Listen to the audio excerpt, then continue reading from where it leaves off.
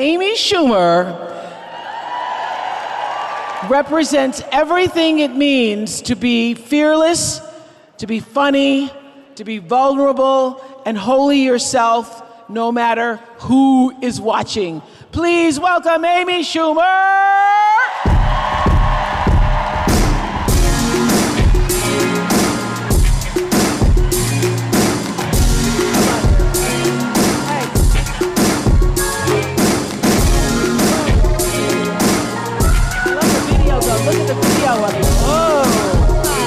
Look at that. Look at my montage. Look at your montage. So nice. That's how I identify as just Is a girl that in her person. lingerie and heels. So Amy had what sounds like a really tough week, which makes it all the more special that you would give up your Saturday, as everyone else has given up their Saturday, to make the trip to come to Charlotte. Who doesn't want to spend their Saturday with Oprah in thank you. Charlotte? Thank Come you for on. that.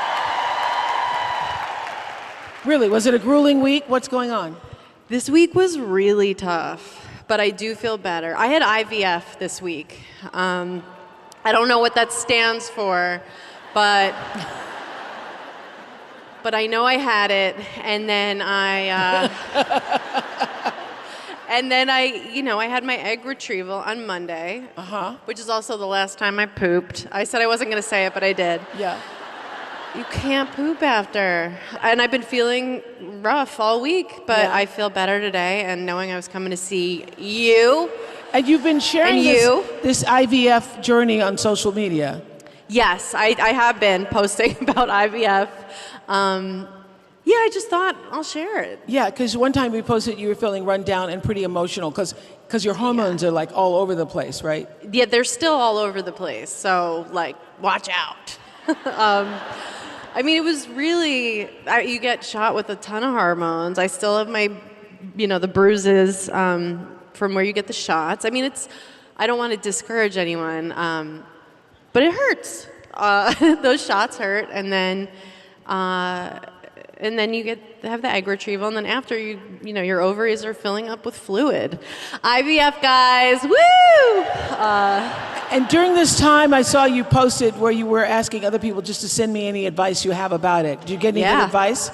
Well, it's not something that there have been some people who've been really open about it. I know Gabrielle Union had, and just people they've shared their journeys with it. But I didn't really have like a big group to ask about it, so I was like, well, why don't I ask everybody? And see what happens. Get all the tips, just like you guys have Connect, right? Yeah. For WW, I used my Instagram and asked, like, what should I know? What do you wish you knew? And man, like, women were just really down to reach out and share and help me and like hold my hand through it. I love that you came in your sweats. So Amy sent me a text earlier and said, do you think this is okay to wear? I go, you should wear whatever makes you feel comfortable. Yeah. And you were having a stylist come over and they were going to do the whole dress thing. I got a dress. You got a dress. Hanging up in my closet. I said, it's Charlotte. They're going to love you just the way you are. I know. I do love Charlotte. I've performed here a lot. Really? Yeah. Mostly for the Hornets, but also I perform stand-up. My husband won't watch this, right? No, I just ate some biscuits backstage that will change your life. Yeah, the food here, it's not a joke. So you don't do the point thing or anything? No, I used all my points on these biscuits.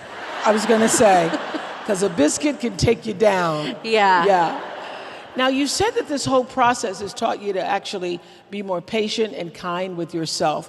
What does that look like for you? Patience and kindness showing up for yourself. I think as women, I know there are men here too, and I don't want to alienate you, but I think as women, the expectations on us are so high to always be okay, always look your best, feel your best, and so wait, what am I talking about?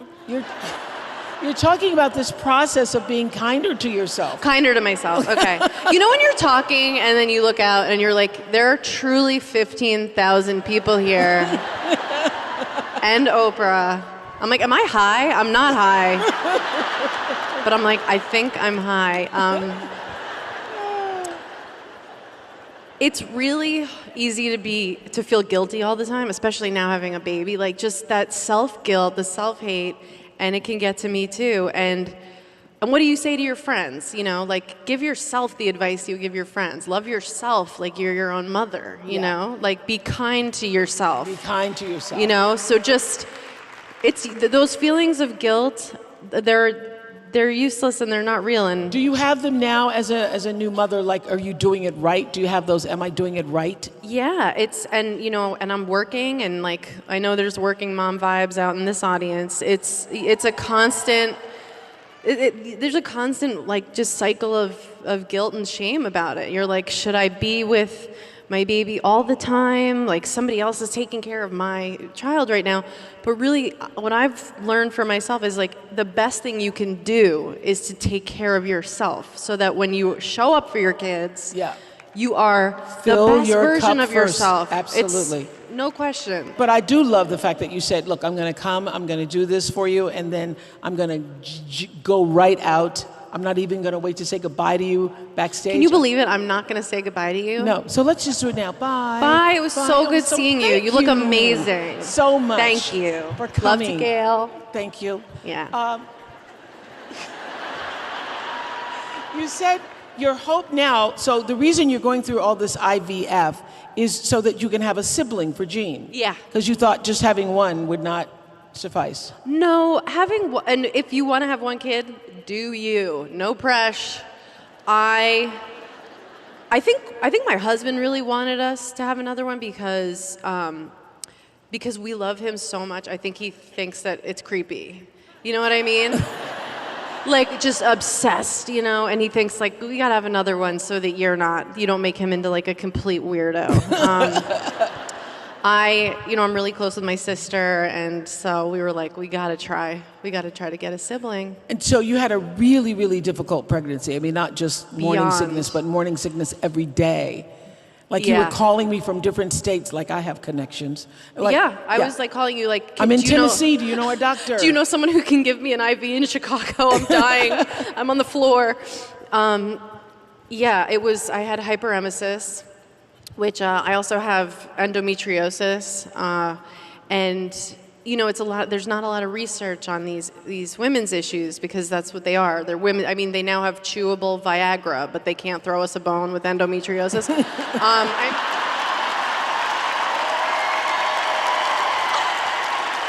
Give some money to the studies for ladies, also, please.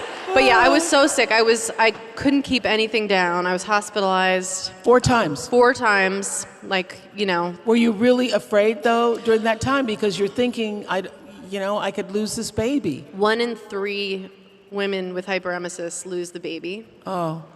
And something like 50% lose their jobs. You can't work. If you've ever had food poisoning, it's that. I had that for 9.5 months. Because you're not pregnant for 9 months. That is a lie. I don't know why they say 9 months, and you start doing the math and you go, it's 10 months. At least, right? I mean, it really is. And I heard that one of your takeaways from all of this was that women are just warriors. We are warriors. All of us. I mean, for real. That is what I learned. I didn't just learn how strong I was. I really learned as a whole how strong women are. And, men are great too. And that's awesome. And you guys can throw a touchdown. But can you make a baby? We can make a baby with our body. Yeah. It's growing in there. Football's great, but make a baby.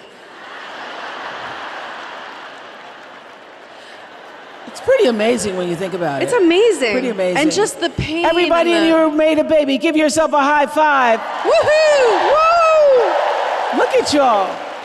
So you're pretty much an open book on social media, particularly your posts about being a new mom. I love the one. I enjoyed your hospital underwear photo. Oh, good. I was hoping this would come up again. Woohoo! Look at that. Why do you like it so much? Why do I love those underwear? Yeah. Oh my God, they're a dream. Why? You know how we're supposed to be able to put on my friend Mia Jackson, a hilarious comedian, has a joke about this. Oh my God. I mean, Sorry, taken. Married, sorry. And look at our poodle, Tatiana, in the front there.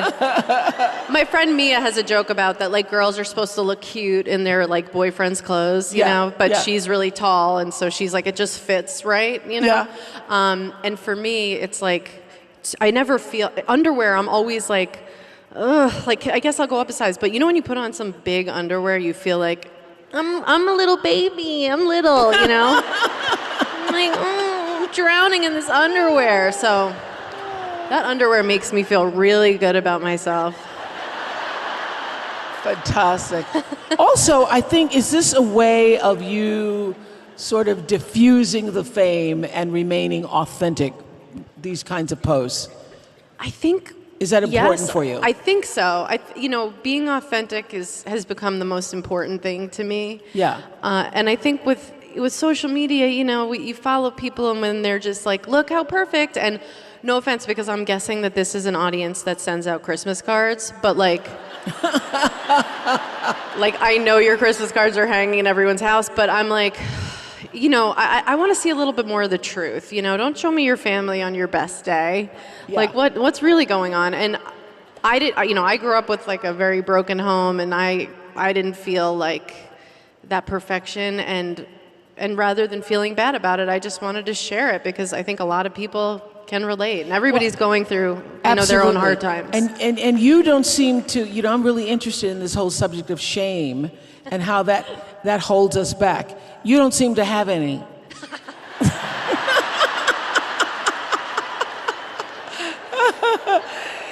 Yeah, I think that's great. You're so funny. Because, you know, you pose nude, and then you laugh about how everyone says, "Oh, how brave you are that you pose nude." To be honest, so you get a lot of advice when you're pregnant. Everybody wants to tell you, and I think they have good intentions, but a lot of it's pretty pushy. And so people say to you, you know, do whatever you want. If you want to have a C-section, you want to have it natural, whatever you want, do you. But really, their subtext is like, try to have a natural birth. You better push that baby out with no drugs, you know? And then I was getting advice like prenatal yoga really helps. And so I immediately signed up for a C-section.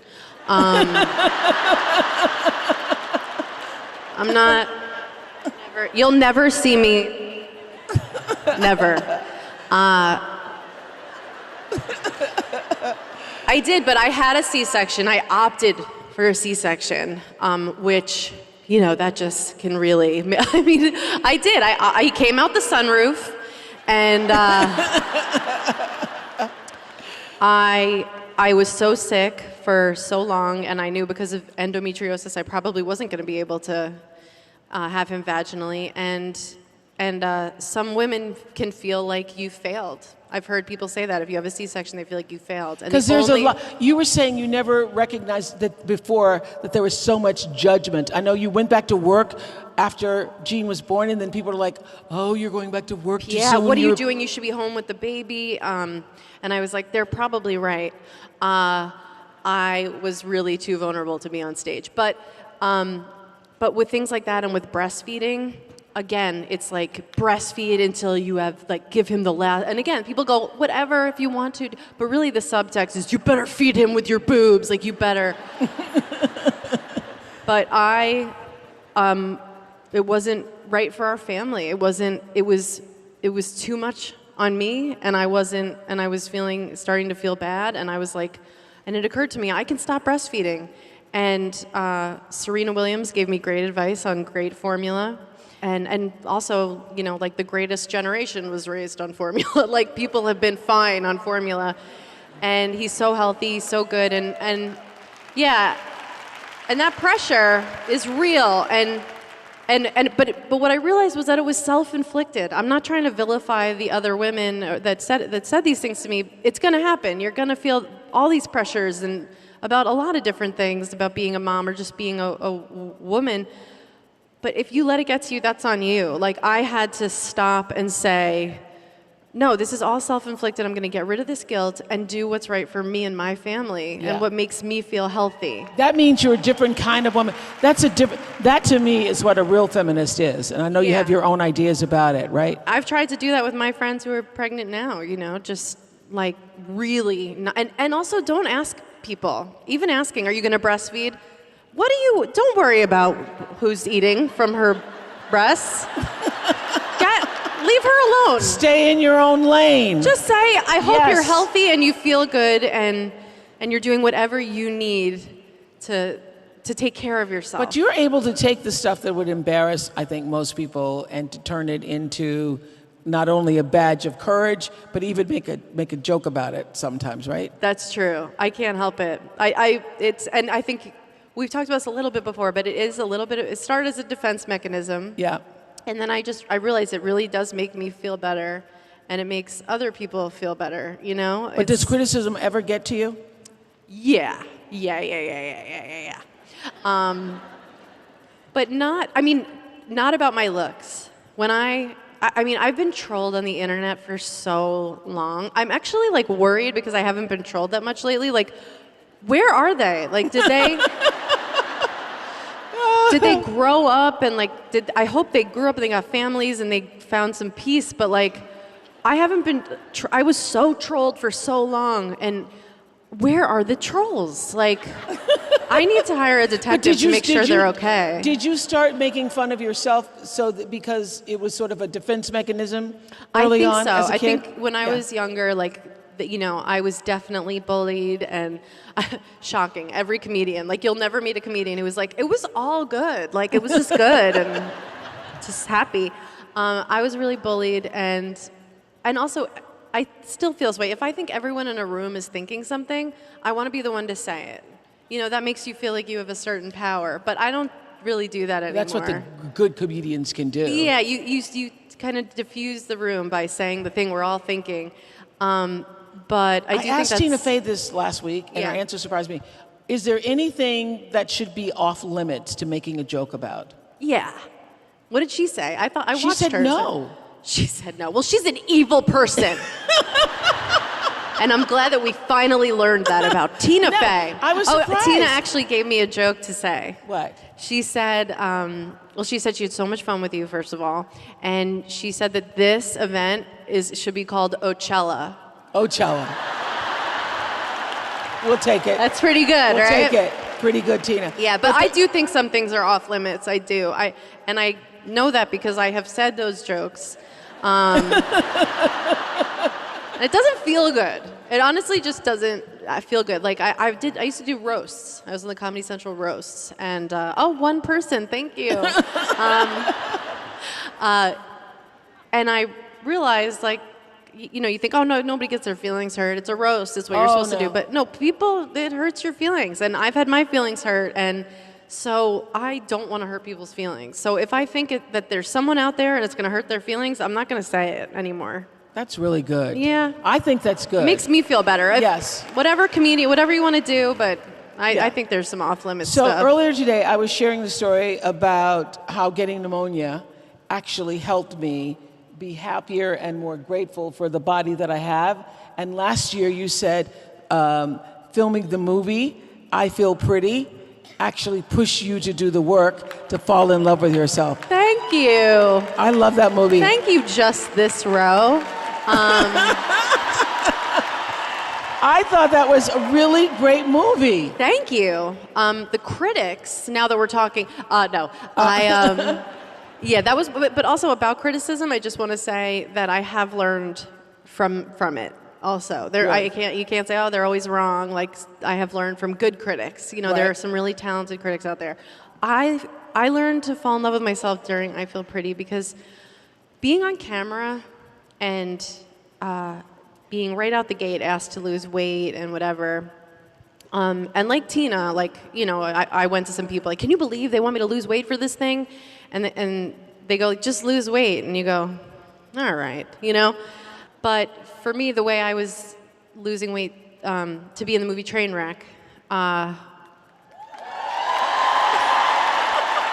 Wait for it. So rude. I was hungry. Okay? Like, Hungry. I was hungry. It was not, and my friends who are actresses who are like, no, like I found this way. I'm like, well, for me, like I don't want to be hungry, and I was hungry. And then I did something, and this is a sacrilege, I think, to WW, I'm not sure, but I haven't weighed myself in like 8 years. Like, I don't know what those numbers are. I couldn't even begin to tell you. And being pregnant and not knowing your weight, like every time, then what do you weigh? And I'm like, I don't know. And they're like, what do you mean? Do you have a ballpark? I'm like, I have no idea. Like, your guess is as good as mine. And why is that? Because for me, knowing that number, like I would get obsessed with it. And so not even thinking about that number and thinking about how I feel and knowing That's I'm great. putting nourishing foods in my body. That's great. And exercising, like I don't need those numbers to tell me. That's how I feel. For me, that's what's right. That's great. Everyone Do is you. a different doing me. But I wanted to, with I Feel Pretty, I wanted to get to a place and I wanted to be teaching people to love the skin that you're in right now. Love this here today version of yourself. Don't be, we're all striving for something, but love yourself right here and right now. Like the skin you're in without being like, oh, if I can just get that, then I'll be able to love myself. The win comparisons. The win. Yeah. So you've been married now 2 years. Yes. Yes. Is it everything you thought it would be? Or more? It's better. Better. I never wanted to get married. I never wanted to have kids. I didn't even think about it. Like little girls play wedding. I was like playing that I was a fortune teller, like I was like, oh, Madame Levitsky, it was like I was playing characters. But then I met this dude and I was like, I want to partner up with you for life. And I do want to get the government involved. And I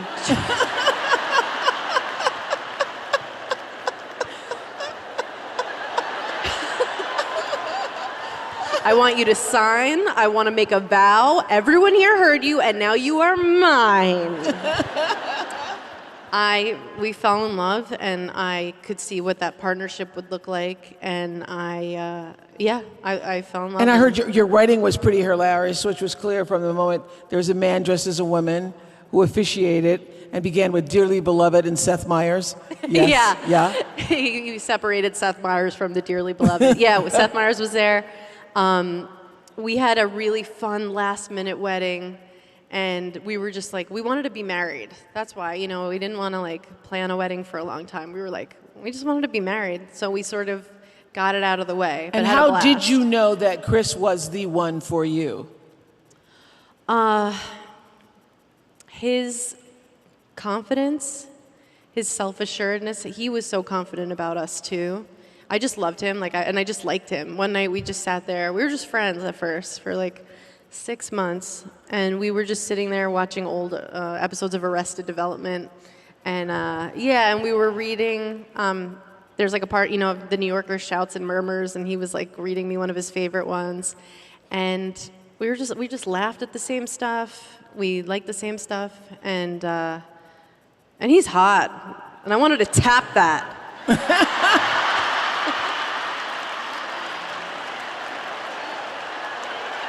Did you just say that? I'd like to apologize. That was... Oh, but you know what he said to me? We were, I don't know if you were ever like this. Well, I do know you were like this, and I think a lot of us can identify with this. Like, when you start liking someone, you have feelings, you are afraid of getting hurt, so you just don't, you want to just like either sabotage it right away, or just know how it's going to end right away. Right, Right. Like we're used to some level of control. So what's going to happen here? And so I was texting him early on in our relationship. I said, well, I just hope you know, I don't know if I want kids. So if that's something you're looking for, I don't know if that's going to be me. And he said, he wrote right back. He said, I do want kids, and I want them with you. And when we have a family, we're dating for like 3 months at this point, and we'll have a beautiful family, and I can't wait.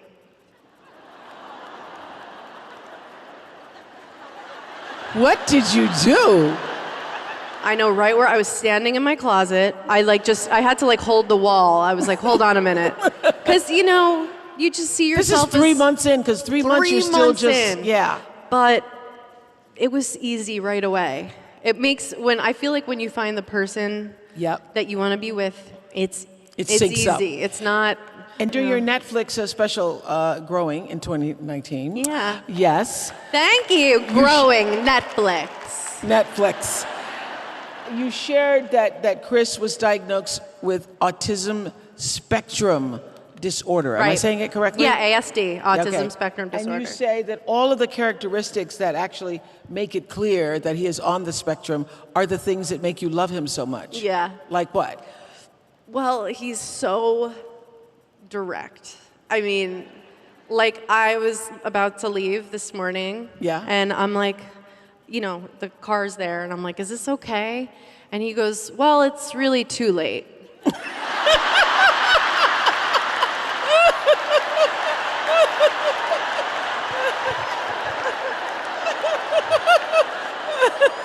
And he was right. It was too late. It honestly was too late. And he will just say things to people and not know that he just like completely crushed them. And just, his honesty is so beautiful to me. And it's kind of like no filter. No filter. No filter. None. Which it could be hard. It could be challenging at times. Also, but it's also a superpower where I think, he now people know he has autism. So, which I think is the benefit. Was one of the benefits to being diagnosed is people don't make him feel like he's bad or wrong. Like he has different brain chemistry, and I think a child being diagnosed could, instead of it being about the stigma of it, it could help them feel like they're not bad. Yeah. Yes. Thank you. Yes. I wish he'd been tested at a younger age, because I think it also makes a lot of people around you stressed and upset with you when it's not their fault. Right. So you said his superpower. What's yours?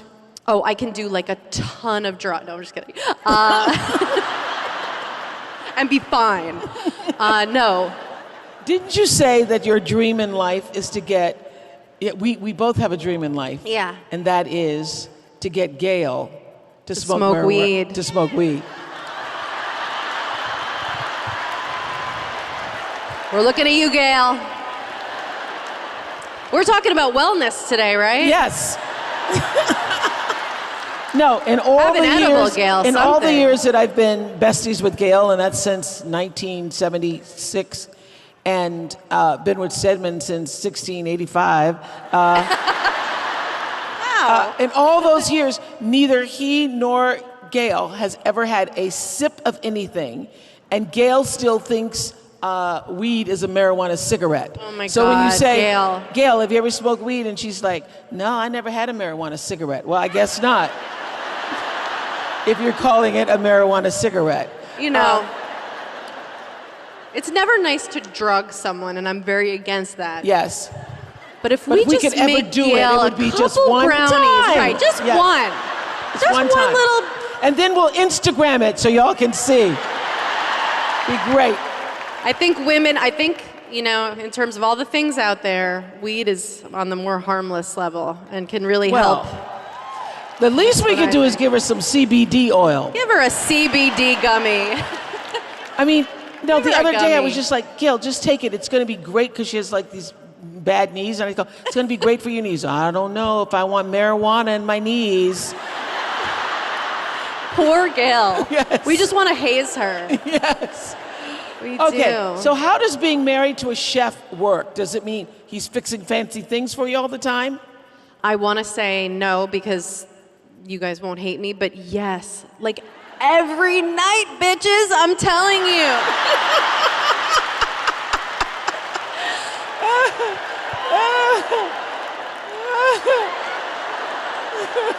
It's true. It's amazing.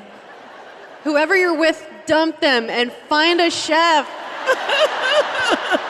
Oh, it's just true. And he's, he grew up on Martha's Vineyard, and he was all about like real farm to table, and it's just really nourishing, great foods, and So our you son never is cook- having all. You don't cook purees. for him. No. And he doesn't stand there and tell me jokes, He Good. Good. Good, good, good. We stay in our lane. So great, so great. Have you ever like really tanked on stage? Have you ever like... Oh my God. Yes. In this state. Like I've definitely, this I've state. bombed all over the country. I did. I really have. And what you does have it to t- do bad. You have to do bad. You have to do bad to do better. You have to. I mean, you need those low lows to appreciate the highs. And what do you they know? teach you? Well, first of all, when you're first just not doing well in stand-up, the instinct is to like just go to the next joke and hope that goes better, and you're really needy in the crowd. And you can feel the difference of when someone is talking to you and you feel at ease versus when you feel bad for them. So you just have to realize all your fears on stage. Like everything happened to me, like somebody charged the stage, somebody threw a bottle at me. It was like, so everything has happened, I performed at a hunger strike by accident. All my worst fears came true on stage, It's like boxing. It's like you're afraid of getting hit, then you get hit so much you're not afraid of it anymore, and that's how it is with stand-up. I have no fears anymore because they all came true, And you just get more confident. You just get better. You gotta, you get better when you work hard. There's no exception to that, Not at all for No. any of us. So...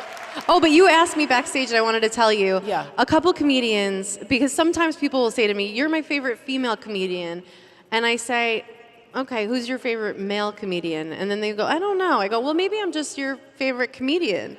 You don't say, "Oh, you're my favorite female chef." Like you can just say the thing. So, but I did want to list Mia Jackson, Erin Jackson, Chelsea Peretti, Marina Franklin, Janelle James, Rachel Feinstein, Bridget Everett. Check them all out because you will laugh as my favorite comics. Yeah. Wow. Those names, yeah. What is the thing that never fails to make you laugh, aside from those comedians?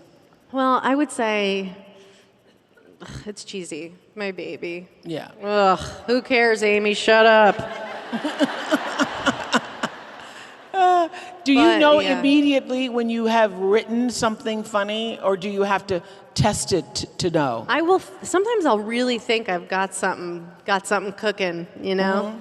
And I'll call my sister. I always call her first, and sometimes she just says no. She'll go, "No, bye," and she never laughs. Actually, now that I'm thinking about it, she'll just go, "That's funny." I'm like, well, then why aren't you laughing? Your body's supposed to have a reaction to that. But no, like when I was on tour, this last tour, I was pregnant, and so I came up with a line, and I'll just kind of say it around her and see. And I said, when you're pregnant, you're still you. You're still working and traveling and drinking. And she really laughed at that, and I said, well, it's going in the act. Yeah.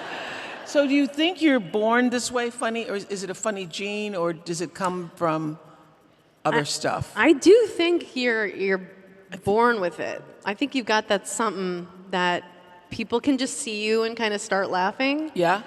You know what I mean? Like you just walk out and like people just kind of, there's some artists like that where you see their face, you just laugh. And but I think if you work hard at anything, you get better at it. So if you're not funny, I think you can work out how to be a better stand-up. But Do you think you could be close to someone who wasn't funny? Close? Yes. I mean, in other words, is lack of a sense of humor a deal breaker in a relationship? Not as for you? close as I can be to someone who's funny. Or even just a great laugher. Yeah. But I have to be able to say any sick joke I want around them Yeah. to feel really close to them. You were talking about Chris cooking. Are you? You're best friends. You want to say like disgusting stuff Are to them. you always joking at home? We're always playing at home. We joke a lot. We So there's do. a lot of laughter. It's a lot of play. A lot of play. Yeah, Chris and I, it's a lot of jokes. Actually, we've been role playing. Yeah. And then, but my thing. Explain yourself. Is this not a wellness day?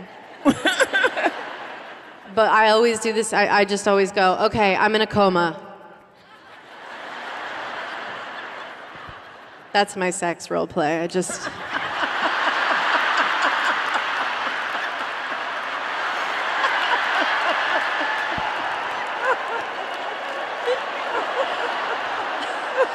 I'm the laziest person you'll ever meet.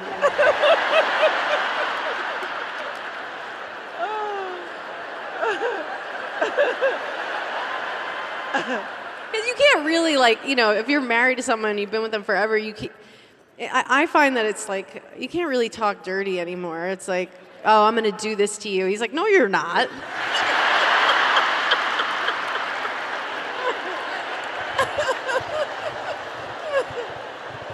No, he knows.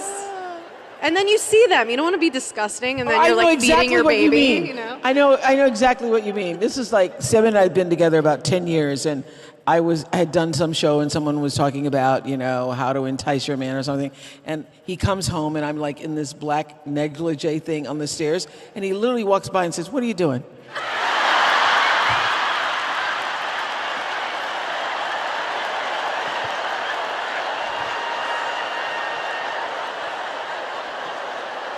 What am I doing? Anyway, so I get exactly what you're saying. That just made me cry laugh.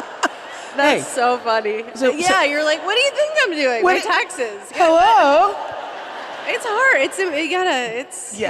It's so vulnerable to do that stuff. Yes. So do you have we're committing to a vision. Yeah. Do you have one? Now that you have a family, what I love is that whether you know it or not, every person has a dream for their family.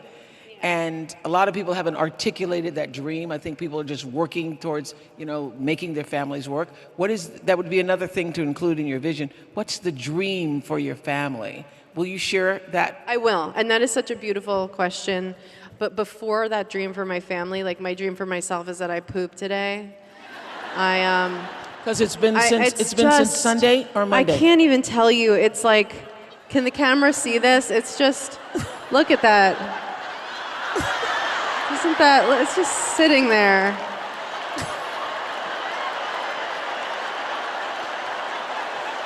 Oh. It's just sitting there. It's not right.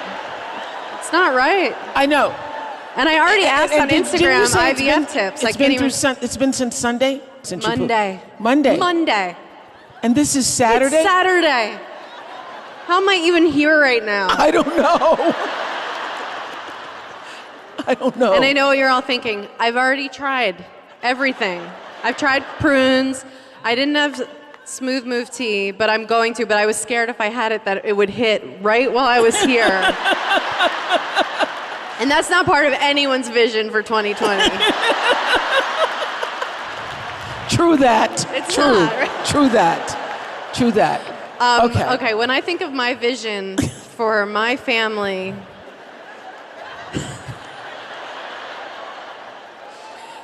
it is also like, I love how life becomes like, it wasn't even your vision, while we're talking about poop, I just have to say, never did I, right now, most of my day is me cleaning poop off the tiniest pair of balls you've ever seen in your life, just with a little cotton swab. That was not on my vision board. What I see for my family, what I want, what I wish for, what I see is, and then I'm going to take steps toward, my intention is health, keeping us all as healthy as possible. I really hope our family grows. And IVF is going to come through for you. Yes. Do you want one, two more? I definitely am hoping for two. And, maybe more. I mean, once you have, I really have had a beautiful experience having a baby. It's different for everybody. But I really have to recommend, if you've got the resources to have a baby, It's been so life-changing for me. And I really like the guy. And I mean, I picture us all on the beach together and teaching maybe a little girl how to play volleyball. I hope that vision comes. Me too. I'm going to try for it. Try for it. Thank you, Amy Schumer. I love that you wore that. Thank you. Amy Schumer, thank you. Let's say goodbye. Bye. Bye now. Bye now. Bye, babes. See you.